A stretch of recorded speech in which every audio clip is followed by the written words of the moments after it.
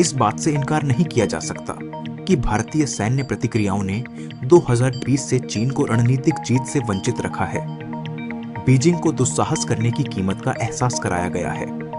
इस क्षेत्र में चीनी दावे रणनीतिक हैं। वे अपनी जमीन हड़पने की हरकतों को इतनी आसानी से वापस नहीं लेंगे। 2020 में भारत और चीन के बीच पहले से मानी जाने वाली वास्तविक नियंत्रण रेखा पर गश्त फिर से शुरू करने का समझौता एक स्वागत योग्य कदम है। इसका मतलब है कि भारतीय सैनिक उन जगहों तक गश्त कर सकेंगे जहां वे 2020 के गतिरोध से पहले गश्त करते थे।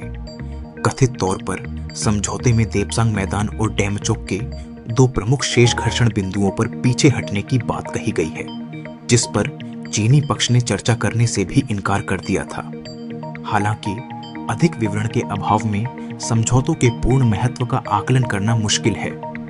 पूर्वी लद्दाख में कई जगहें समय के साथ विवादित हो गईं, क्योंकि पीपुल्स लिबरेशन आर्मी पीएलए ने भारत के दावे वाले क्षेत्रों में घुसपैठ की या इसके विपरीत, जबकि एलएसी को अच्छी तरह से परिभाषित नहीं किया गया है। कुल 65 परिभाषित गश्त बिंदुओं पीपी में से मई 2020 से लगभग 11 विवादित हैं।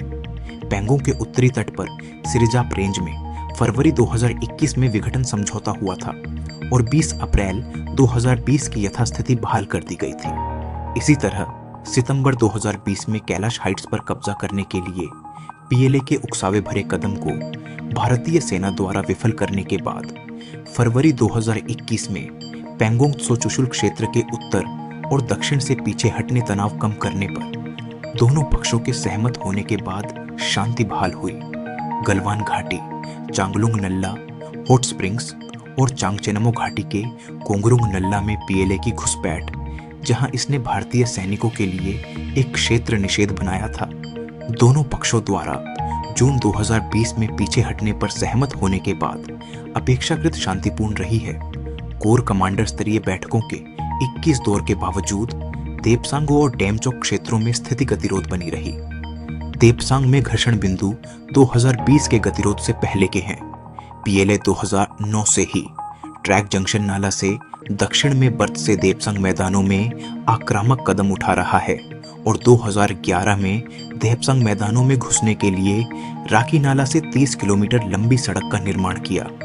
नए समझौते से पता चलता है कि पीएलए भारतीय सैनिकों को अड़चन से नहीं रोकेगा और वे अब पीपी 10 से 13 तक गश्त कर सकते हैं, जो कि काफी असंभव है, क्योंकि पीएलए ने पिछले 4 वर्षों में देपसांग मैदानों में एक विशाल बुनियादी ढांचा बनाया है। हाल ही में उच्च रेजोल्यूशन वाली सैटेलाइट इमेजरी पेंगोंग क्षेत्र में बड़ी संख्या में नई बस्तियों को दिखाती है। यह संभावना नहीं है कि चीनी 2020 के बाद अपनी रक्षात्मक आक्रामक स्थिति को खत्म कर देंगे। रोजाना ताज़ा खबरों के लिए हमारे चैनल को सब्सक्राइब करें।